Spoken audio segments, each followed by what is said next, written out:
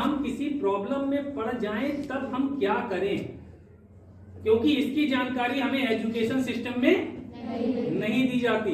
एक एग्जाम्पल लेकर चलते हैं। यहाँ से अभी आप मैम जो बता रही थी कि मैम ने कहा कि अभी कई बच्चे बाहर जाते हैं। कौन कौन जाता है? दूसरी सिटी घूमने, हिल स्टेशन, बॉम्बे, दिल्ली, कोलकाता, कहीं तो जाते हैं ना सब लोग समर वैकेशन में। एक एग्जाम्पल लेके चलते हैं कि आप लोग अपने फील करके बताना हमें कि आप क्या करते, ठीक है ना। हम आपके सामने कुछ स्थितियां रखते हैं कि आप यहां से गए बॉम्बे, पापा मम्मा के साथ गए थे, पापा मम्मा के साथ आप गए बाकायदा बॉम्बे, आपने सब कुछ घूम लिया, घूम के लौटने वाले थे, ट्रेन में बैठे। ट्रेन में बैठने पर आपको अचानक ध्यान आया कि अरे पानी तो हमने लिया ही नहीं है, और आपने कहा पापा अभी तो टाइम है, तब तक मैं ट्रेन से उतर के पानी ले लेती हूँ। आप उतर सकते हो? आप उतरे, भीड़ बहुत थी दुकान पर, आप उसमें फंस गए, यहाँ ट्रेन ने हॉर्न दिया और ट्रेन हो सकता है, हो सकता है। यानी आप बॉम्बे जैसे स्टेशन पर आप अकेले हो गए। अब कितने बच्चे खुशी से नाचने लगेंगे?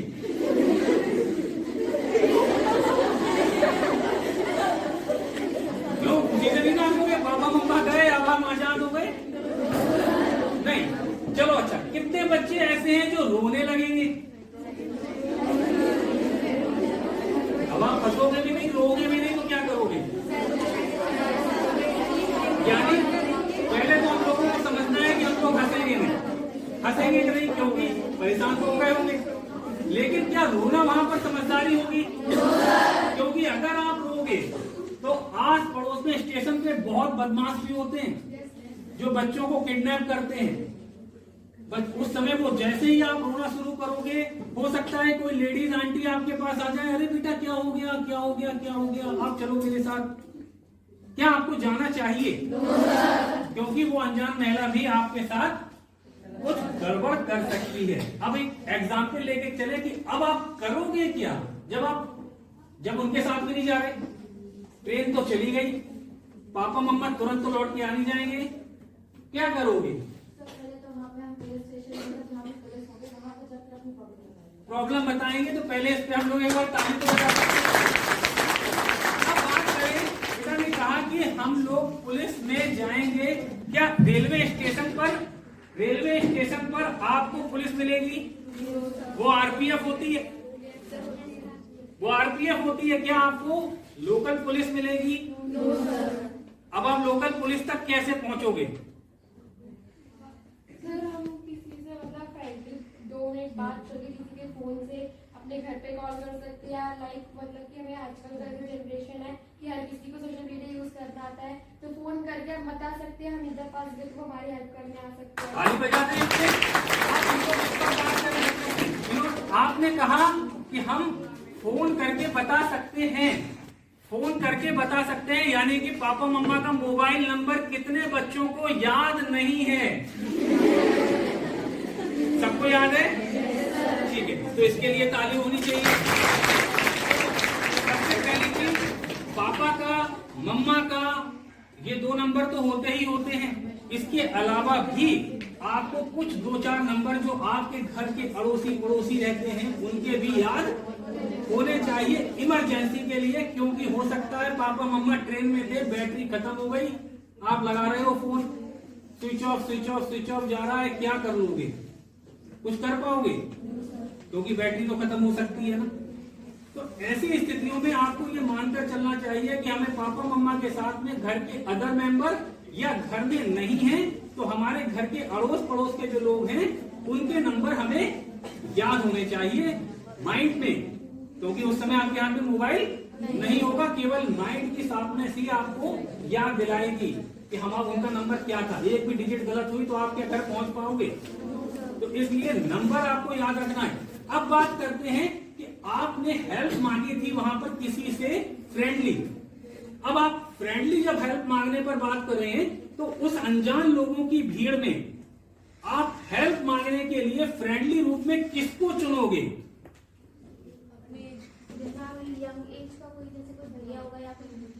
क्या ये सही है? फिर सर रेलवे के एम्प्लॉयज को क्या ये सही है? 50-50। अच्छा, और कोई?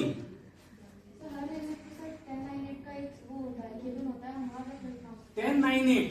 चलो इस पे हम एक बार और इसके अलावा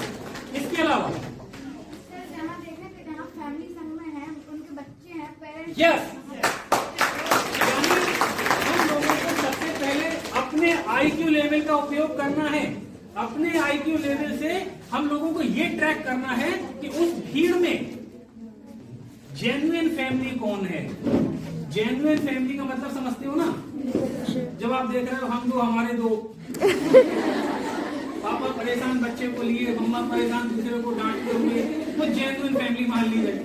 आप उनसे बात कर सकते हो, लेकिन उसमें भी आपको जेंट्स से बचना है। जेंट्स का मोबाइल भी आप यूज ना करो, उसकी बजाय आप किसका उपयोग करो? आंटी जी हो सकती हैं, दादी हो सकती हैं, दीदी हो सकती है ना, क्योंकि उससे आपके ऊपर प्रॉब्लम आने के चांसेस कुछ कम रहेंगे। लेकिन फोन आपको किसका लेना है, ये डिसीजन किसका होना चाहिए? आपका, किसी और का नहीं। ये डिसीजन आपका सेल्फ होना चाहिए कि हम उन आंटी जी से फोन ले रहे हैं, वो आंटी जी हमें जेन्युइन लग रही है। अब आपने उनसे फोन लिया, फोन पे आपने कौन सा नंबर दबाया? 1098। और कोई?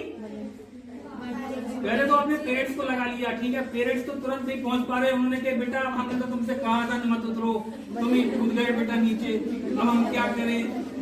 अब तो ट्रेन जा रही है, यही कहेंगे ना? वो तो ये नहीं कहेंगे अभी हम ट्रेन से कूद के आ रहे, नहीं कहेंगे ना। चलो, पापा मम्मा के पास आपने उनको इन्फॉर्मेशन दे दी थी, फोन करके आपने उनको इन्फॉर्मेशन दे दी थी। उन्होंने कहा बेटा हम अभी नेक्स्ट ट्रेन पकड़ के आएंगे, लेकिन हमें टाइम तो लग जाएगा। तब तक आपको अपनी सेफ्टी की सुरक्षा किसको करनी है? खुद को करनी है ना।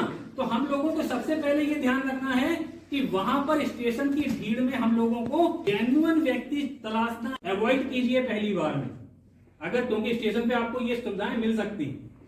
नंबर कौन सा दबाएंगे?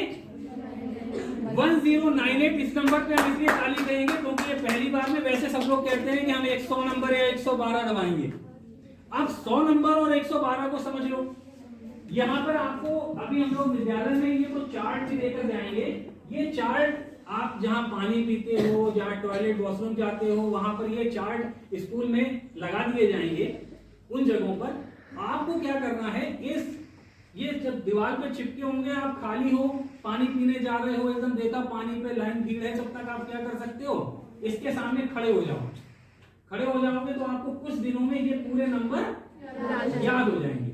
अब इन नंबरों के अलग अलग उपयोग भी समझिए, क्योंकि ये नंबर्स तो याद कर लेना आसान है, लेकिन नंबर्स के उपयोग करना भी आना चाहिए। अब सबसे पहले इस पे नंबर कौन सा लिखा है? 1090। ये है वुमेन पावर लाइन। क्या वुमेन आप लोग हो? नहीं हो, यानी अभी आपके लिए ये नंबर नहीं है। अब बात करें, दूसरा नंबर है 108। 108 नंबर तब काम आता है जब कोई रास्ते में अचानक आप देखो एक्सीडेंट हो गया है और आपको उसकी हेल्प करनी है, तो आप एकदम तो उसे उठा के नहीं पहुंचा सकते, तो आप 108 नंबर दबाओगे और उस नंबर पे एक एम्बुलेंस आएगी और उस व्यक्ति को हॉस्पिटल ले जाएगी। यानी आप यदि किसी को मदद करना चाहते हो तो आप 108 नंबर पे फोन करके केवल इतना तो कह सकते हो, भाई ये फलाना व्यक्ति, इसका एक्सीडेंट हो गया है, अगर ये यहाँ पे जल्दी एम्बुलेंस नहीं आई तो ये मर जाएगा। तो आपके इतना कहने से एम्बुलेंस वाला आपको पकड़ने थोड़ी आ जाएगा, क्योंकि आपने उसकी हेल्प कर रहे हो, बाकी उसकी एक हेल्प हो जाएगी, हो सकता है। तो ये आपकी जिम्मेदारी होनी चाहिए कि नहीं? क्योंकि कभी कभी कोई हो सकता है अपना परिचित हो, कोई हो सकता है अनजान भी हो, तो भी तो एक मानवता अपनी होनी चाहिए कि हेल्प करें। तीसरा नंबर है 102।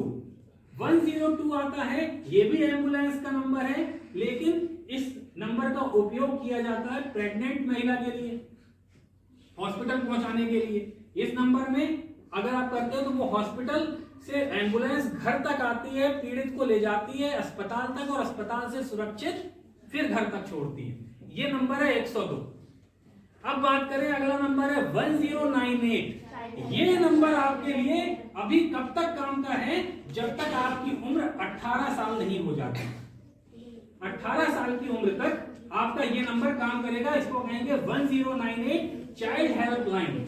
जैसे आप बॉम्बे जैसी जगह पे अचानक खो गए थे, आपने वहां से फोन करके पापा मम्मा को बता दिया था, लेकिन क्या बताया था कि खो गए, और हम स्टेशन पे खड़े हैं, क्या वो अब तक आप स्टेशन पे ही खड़े रहोगे? क्योंकि अगर स्टेशन पे रहोगे परेशानी हो सकती है ना। आप क्या करोगे ऐसी स्थिति में? जो भी नंबर आप यूज कर रहे हो उस नंबर से आप 1098 पर कॉल करोगे। 1098 पर जब आप कॉल करोगे तो एक महिला अधिकारी आपसे बात करेगी। उस पर जेंट्स अधिकारी बात नहीं करता, क्योंकि महिला मंच दिया गया है वहां पर। महिला अधिकारी जब आपसे बात करेगी तब आपको ध्यान रखना है कि महिला अधिकारी आपसे पूछेंगे क्या क्या। नंबर 1, आप किस स्थान पर हो? तो सबसे पहले तो आप जिस जगह पर फोन कर रहे हो उस जगह को प्रॉपर रूप में वहां पे समझ लो कि हम प्लेटफॉर्म नंबर 1 पूछताछ केंद्र के सामने बुक स्टॉल के बगल में, होता है ना।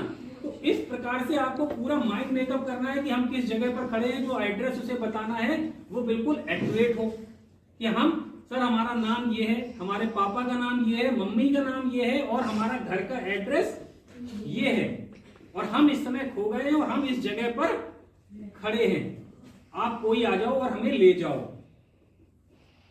ये कह सकते हो। अब बात करें, आपने फोन किया था तो एक पुलिस वाली गाड़ी रुकी, उसमें से बढ़िया 2-3 पुलिस वाले उतरे, उन्होंने कहा अरे बेटा आपने फोन किया था? आपने कहा हाँ हमने फोन किया था। उन्होंने कहा चलो। अब आप क्या करोगे? नहीं जाना है। आप क्यों नहीं जाओगे भाई? यस, इस पे बजाएं ताली। यहां पर जो सोचने वाली बात आई क्या कि वहां पर जब जेंट्स पुलिस वाले उतरे, जब आपसे बात की थी तो महिला अधिकारी ने बात की थी, तो जेंट्स पुलिस वाले क्या आ सकते थे? और किसी भी गर्ल्स या महिला को लेने के लिए पुलिस से कभी भी जेंट्स पुलिस नहीं भेजी जाती।